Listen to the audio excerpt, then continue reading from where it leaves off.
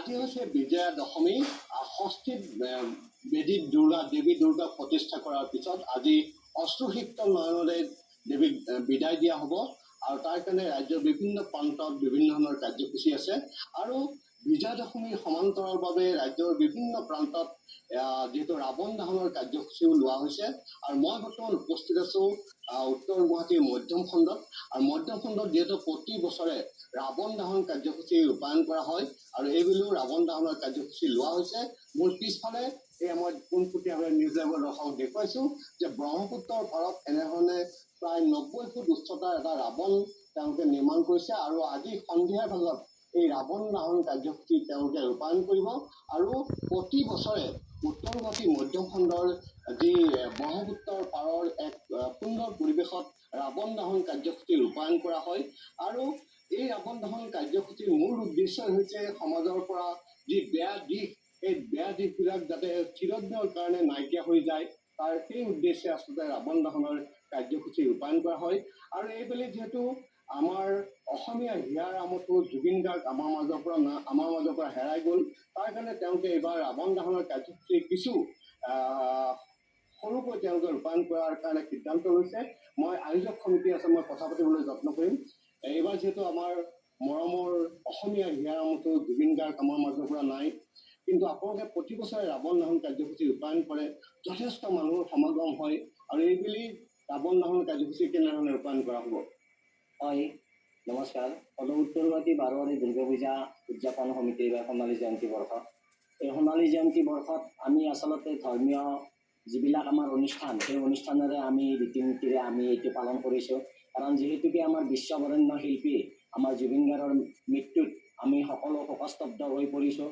আৰু এই শোকস্তব্ধৰ মাজতে যিহেতুকে আমি ধৰ্মীয় ৰীতিৰ আমাৰ এই দুৰ্গা পূজা ভাগ আমি কৰিব লাগিব, সেয়েহে আমি দুৰ্গা পূজা ভাগ আমি সমূহ ৰাইজে মিলি ধৰ্মীয় অনুষ্ঠানেৰে আমি দুৰ্গা পূজা ভাগ কৰিছোঁ। আৰু লগতে আমাৰ ইয়াত যিটো ৰাৱণ দহন হয়, এই ৰাৱণ দহনটো প্ৰায় 90 ফুট ওখ। আৰু সেই ৰাৱণ দহনটো এই আমাৰ শত্ৰু বিনাশৰ কাৰণে এই ৰাৱণ দহনটো কৰা হয়। আৰু সেয়েহে মই সমূহ ৰাইজক ইয়াতে উপস্থিত থাকি এই ৰাৱণ দহন কাৰ্যসূচীত যোগদান কৰিবলৈ মই তেওঁলোকক আহ্বান জনালোঁ। আৰু আমি প্ৰতি বছৰে দেখি আহিছোঁ যে উত্তৰ গুৱাহাটীৰ যিহেতু এই ব্ৰহ্মপুত্ৰৰ বালিচৰত যি ৰাৱণ দহন যথেষ্ট লোকৰ সমাগম হয়, এইবেলি সমাগম কিমান আশা কৰিছিল? আমি এইবেলি আচলতে যিহেতুকে জুবিন গাৰ্গৰ মৃত্যুত মানুহে সকলো গোটেই অসম বুলিয়েই নহয়, গোটেই বিশ্বতে আজি শোকস্তব্ধ হৈ পৰিছে। আমি দেখা পালোঁ যে আমাৰ আনবাৰৰ দৰে যি দুৰ্গা পূজাত আমাৰ মানুহৰ ভিৰ আছিলে, সেই ভিৰটো আচলতে এইবাৰ আমি সেইটো দেখা পোৱা নাই। আৰু আমি সেয়েহে ভাবিছোঁ যে ৰাৱণ দহনতো যে মানুহৰ কিমান সংখ্যক মানুহ হ'ব, সেইটো এটা বৰ পৰিতাপৰ বিষয়। কিন্তু যিয়ে নহওক আমি ভাবিছোঁ যে মানুহ ওলাই আহি অকণমান হ'লেও এই শত্ৰুক বিনাশৰ কাৰণে অলপ ইয়াতে থাকি যাতে আমাৰ এই গোটেই বিশ্বৰ পৰাই বা আমাৰ গোটেই ভাৰতবৰ্ষৰ পৰা অসমৰ পৰা শত্ৰু বিনাশ হয়, সেয়েহে গোটেই মানুহখিনিকে আহি নিশ্চিত হয় যিহেতু শত্ৰুক বিনাশ কৰিবৰ কাৰণে তেওঁলোকে প্ৰতীকী হিচাপে এই ৰাৱণ দহন কাৰ্যসূচী তেওঁলোকে ৰূপায়ণ কৰে। যিহেতু আমাৰ অসমীয়াৰ হিয়াৰ আমঠু জুবিন গাৰ্গ নাই, সেইকাৰণে এইবাৰ কিমান লোকৰ সমাগম হ'ব এইটো তেওঁলোকে ঠিক কৰিব পৰা নাই। কিন্তু যোৱাবাৰ যথেষ্ট লোকৰ সমাগম হৈছিলে। বাইদেউ কি ক'ব? যিহেতু জুবিন গাৰ্গ নাই, তথাপিও আপোনালোকে ৰাৱণ দহন কাৰ্যসূচী লৈছে, কিমানমান লোকৰ সমাগম হ'ব বুলি আশা কৰিছে? মানে কি হৈছে, আমি ভবামতেতো এইবাৰ জুবিনদাৰ আকস্মিকভাৱে মৃত্যুৰ বাবে মানুহৰ অলপ ফূৰ্তিটো কমিছে। আৰু তথাপিও আমি মা দুৰ্গাৰ যিখিনি কৰিবলগীয়া এই পূজা ভাগ আধ্যাত্মিকভাৱে যিখিনি হয় সেইখিনি কৰা গৈছে।